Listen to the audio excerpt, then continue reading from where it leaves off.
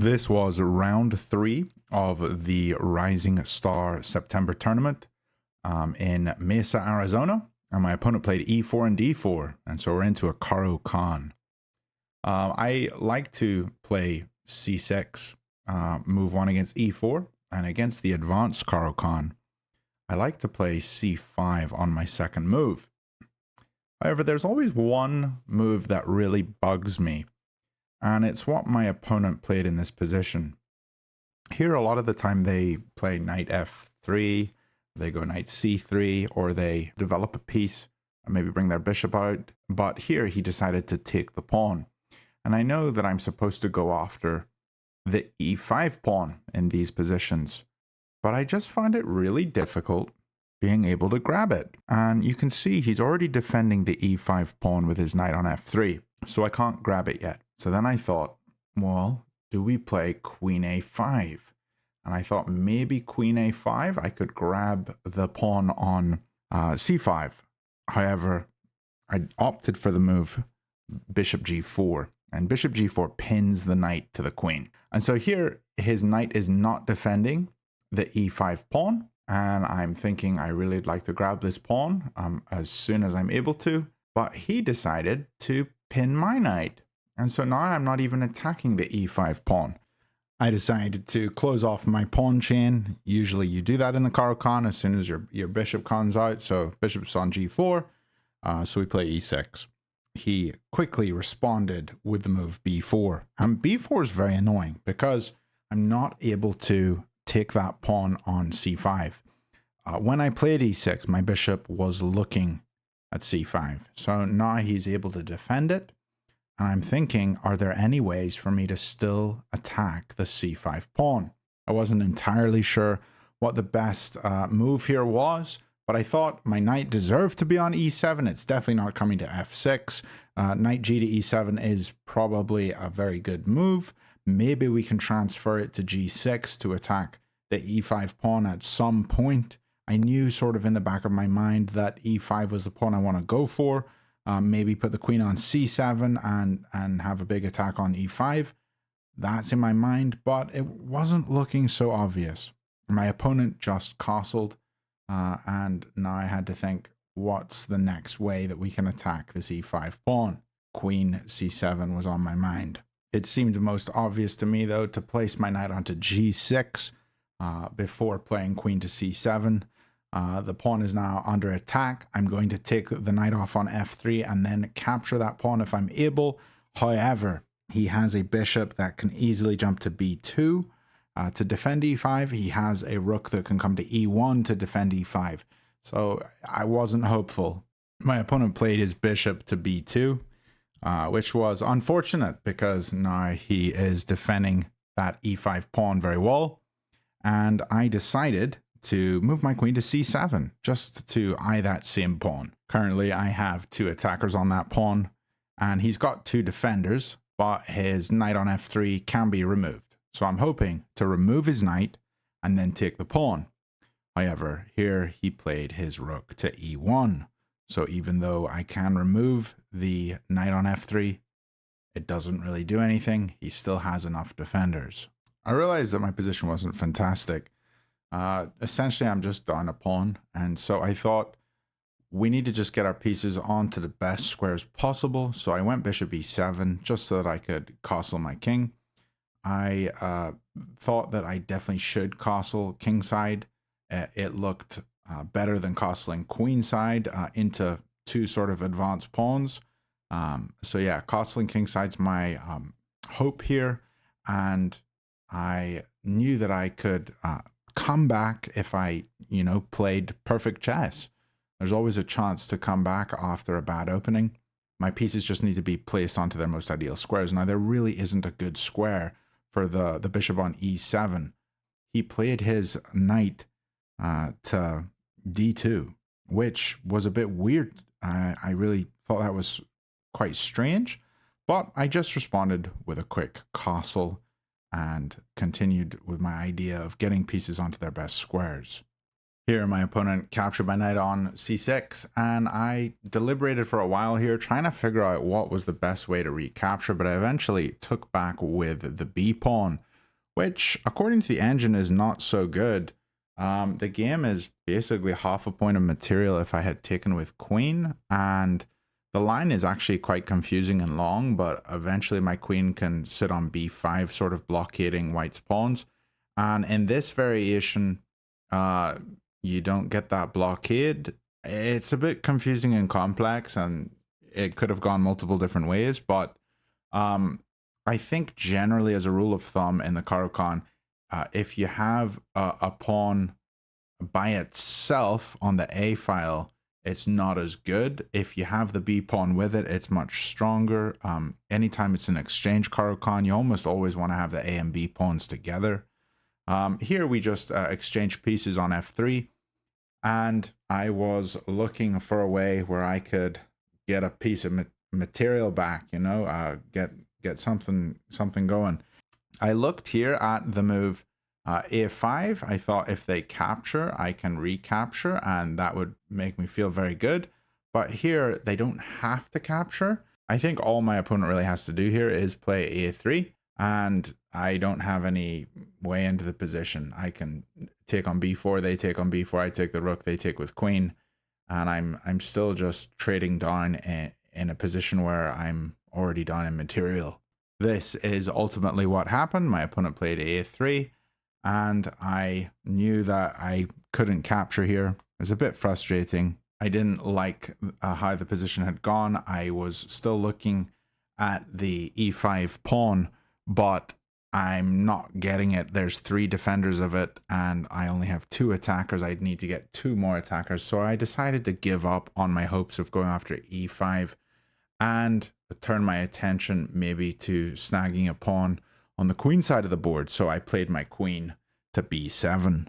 Here my opponent took a couple minutes finding a decent move and eventually elected to put his queen on D4. And I think that's honestly a really good square for it. It's eyeing B4, so an extra defender there, but it's also eyeing his weak pawn on E5. So this queen is doing a lot of work. But I started to think about F6 here, and F6 was quite interesting because if I play F6 and he captures, I can recapture with the bishop, hitting his queen, and where does his queen go? Anywhere, but then I take on the bishop on B2. So I knew when I played F6, he's not going to be able to capture. So F6, what's the next logical continuation? I wasn't entirely sure, but I thought maybe he would move his queen just to get out of that pin, and maybe he could move it to G4. That looked sort of sensible. Maybe he would try to pull it back to D2, so he's still eyeing B4. Regardless, I wasn't entirely sure where he was going to go, but I did think that F6 was my best chance at a little bit of counterplay. So F6, he has the opportunity to make a mistake. Unfortunately, my opponent found one of several moves that was good for him. He didn't capture the pawn on F6. He instead moved his queen to G4. I actually missed something here. Bishop takes C5, and if the pawn takes back, I could take the bishop on B2. And I started kicking myself after playing the move Queen D7 because I thought I had just missed a golden opportunity to regain a pawn.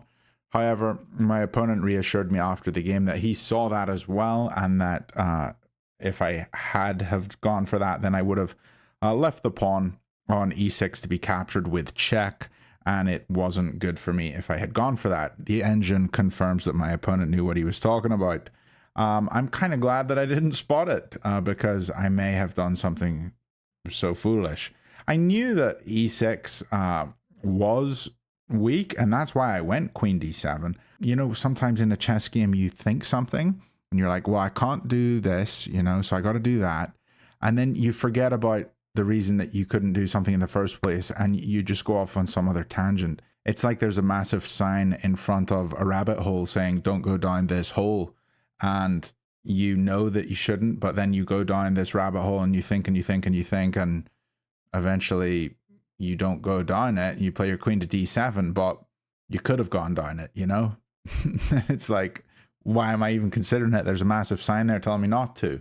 That kind of stuff happens in chess a lot, or at least in my brain. Here my opponent took the pawn on f6, like I thought he probably would, and I was ready to recapture. If I take with the rook, he takes my rook with his bishop, so that's just losing a lot of material. So I took the pawn with my bishop, and here he can take my bishop with his bishop, and then I take with the rook. That was one option. I was happy enough with this. My rook would be sitting on f6. This is what happened. He captured, and I promptly recaptured with my rook. And this sort of seemed like a win for me. I got a free rook lift. He lost his powerful bishop that was on b2. My bishop was a bit more passive. So this overall felt really good. Here I started twiddling my bishop like an absolute pro, but it didn't avail much because my opponent moved his knight to d4. Now, my next move, I don't think it was particularly great. I think if you are down in material, you probably should try not to swap off pieces.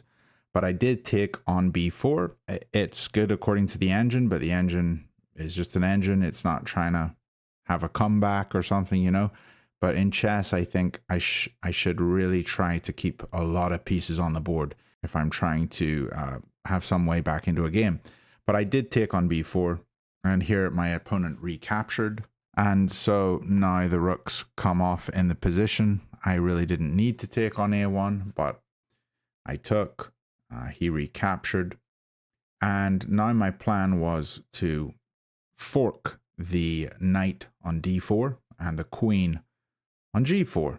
And I thought this looked interesting. However, I left the pawn on e6 for the taking, and he was able to capture that with check. I had to trade queens here. Blocking with queen on f7 doesn't work. He has rook a8 check.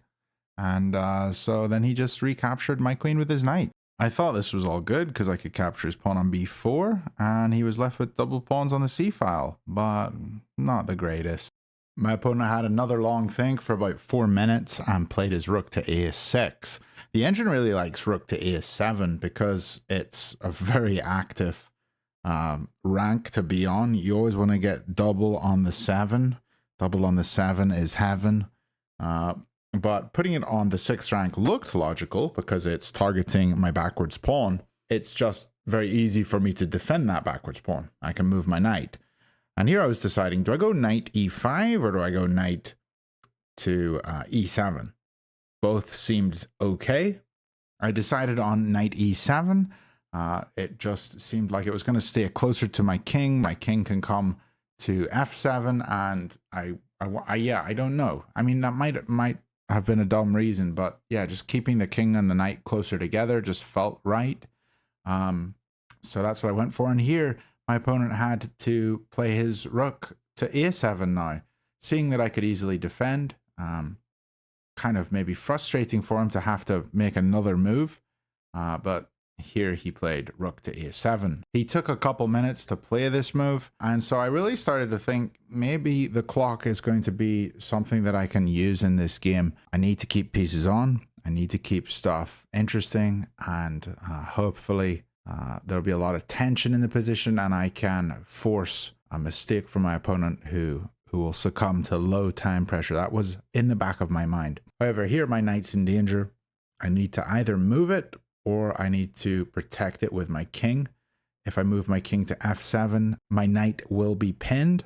And that's annoying. I saw that he could just put his rook on c7, but then he can't take the pawn on c6 because then he will unpin the knight and the knight could recapture. So this is all going through my mind, and I decide on the move king to f7. I want to centralize my king anyway, so it just made sense to me. Here my opponent missed a nice little tactic, which was knight takes g7. If my king takes, then he takes my knight on e7. He wins a pawn from that. He didn't find it. He instead checked me on d8.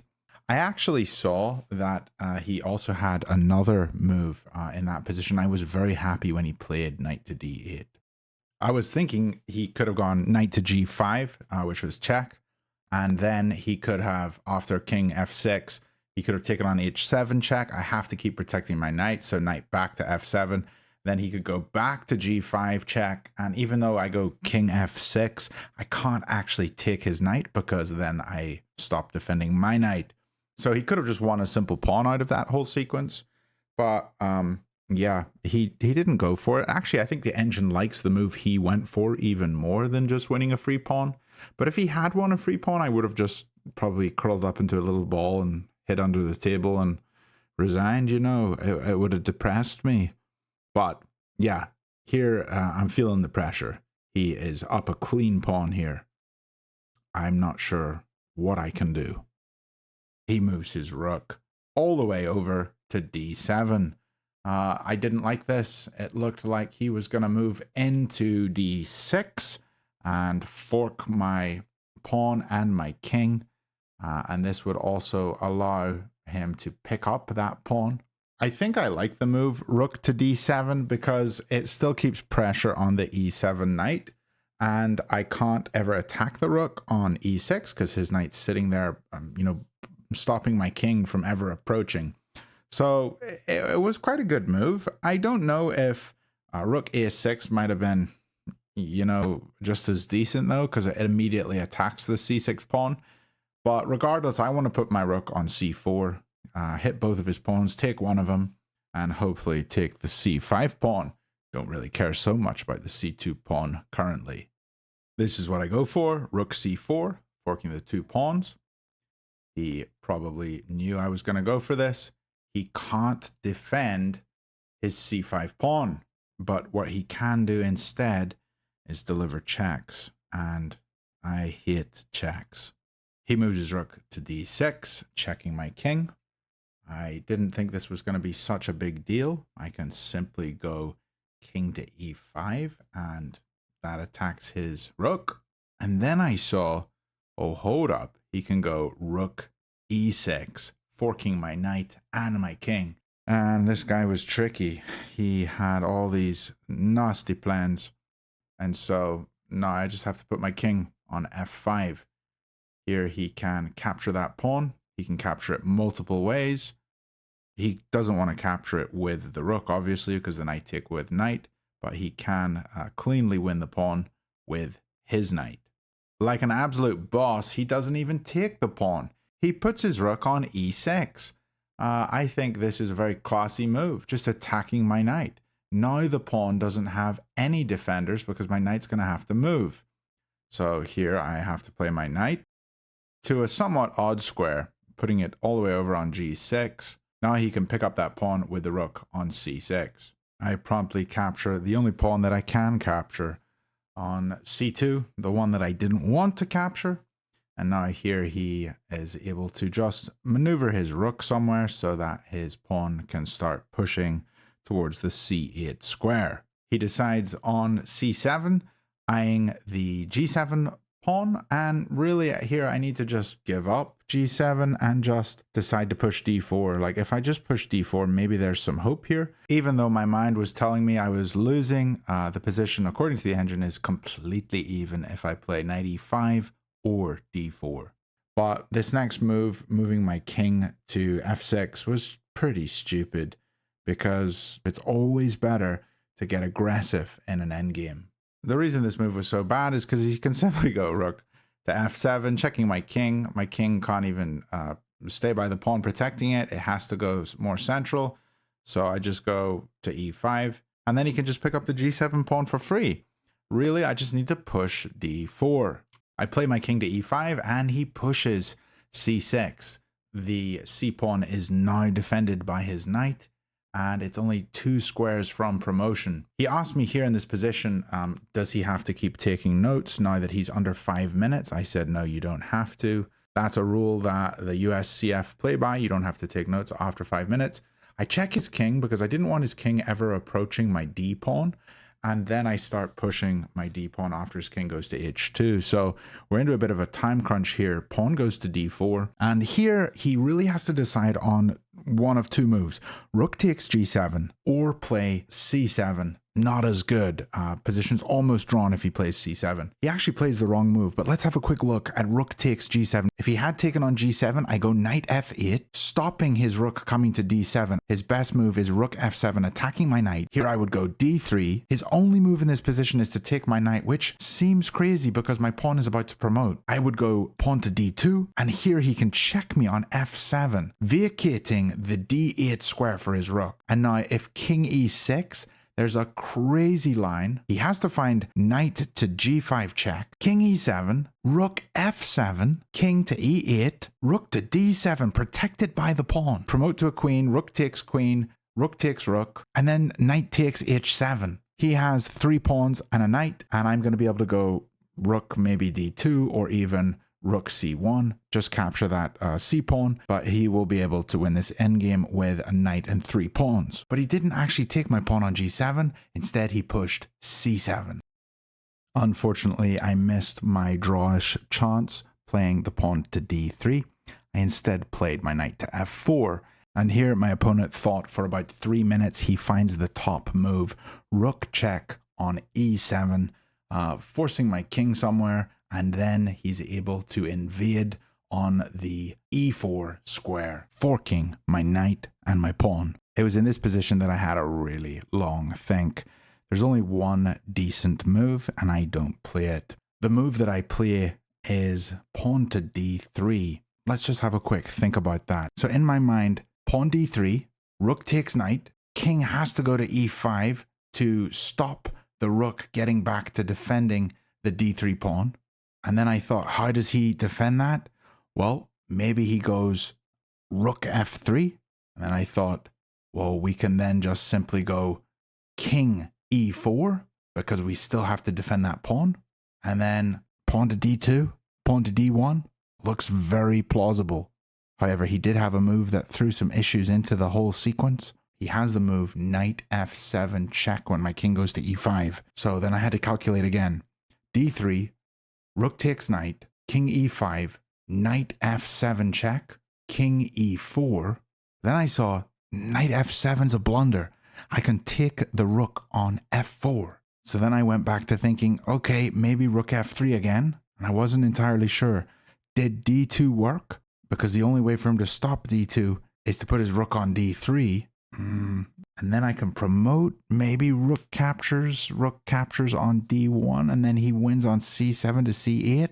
Wasn't entirely sure. So then I thought, what if just rook captures c7 a few moves earlier, and the king is close enough to the d3 pawn. I couldn't quite see it in my head, but I knew that my opponent had 1 minute, and so I decided to go for this ludicrous decision. Lesson learned. Don't allow your opponent's low time to say that not calculating and going for a questionable move is a good decision. Really what I need to do here is just play my knight back to d5. He can take my pawn and I can take a c7 pawn. Then we're into an endgame where it's a bit of a fight and he's up 1 pawn with 1 minute. That's what I'll do in the future. Let's see what actually happened here. I played d3 like an absolute idiot. My opponent had 1 minute. He sat up. He didn't know what to think about this ludicrous move. Can he really take the knight on f4 now? Rook takes f4. That's probably what he's thinking. King comes to e5. Can he move back? He goes back to f3. d2. He's not entirely sure, but he knows that he has a pawn on c7. He's getting really low on the clock. Think. Clock's ticking, clock's ticking, clock's ticking, clock's ticking. He takes the rook like an absolute boss. He pulls his rook back to f3. He's got 5 seconds. He knows what he's doing. He's calculated. He's precise.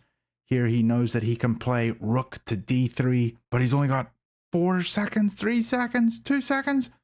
1 second. He plays rook check on e3, and now I'm in the think tank. He doesn't know if he's got it, but he does know because he's an absolute machine. I decide to just switch everything up, play king back to f6. He was not expecting that. 7 seconds, but he hits the clock. He knows what he's doing. He's got the pawn, even though it can promote on d1. Pawn promotes, rook takes, and he will promote on c8. So I know that I have to capture the pawn on c7. He takes the pawn on d2, and now he's got more time on his clock. and I know that I can't abuse his clock, even though I got him down to 1 second. The rest of this game's very boring. I'll just flick through the moves here real quick for you. He's played his king to g3, rook c3, he goes f3, I attack his knight on d8, pushes his king into the center, I take his knight off, he takes my rook off, I take his rook off, and now he's got 3 pawns and I have 2. And the end of the game, you can see how it goes. h4, king f7, g4, king e7, g5, king f7, h5, king e7, king f5, king f7, g6 check, h takes g6 check, h takes g6 check, king e7, king e5, king f8, king d6, king e8. A couple seconds on the clock, but no problem for my opponent. He went king e6, king f8, f4, king e8, f5, king f8, king d7, king g8, king e7, king h8, king e6, king g8, king d7, king f8, king d8, king g8, king e8, king h8, f6, g takes f6, king f7, f5, g7 check, and I accidentally move an illegal move. We take it back, and I put my king on h7, and he promotes with check. I go h6, and he checkmates me on g6. My opponent was absolute boss. Well played to him. Really enjoyed this game, and I have new theory that I've studied for how to beat the Botvinnik Karl's defense variation of the Caro-Kann. I'm not falling into this garbage ever again. You learn a lot from your mistakes. I hope you lads all enjoyed watching this game, and I'll see you lads tomorrow for my Game 4 recap of this tournament. Bye for now.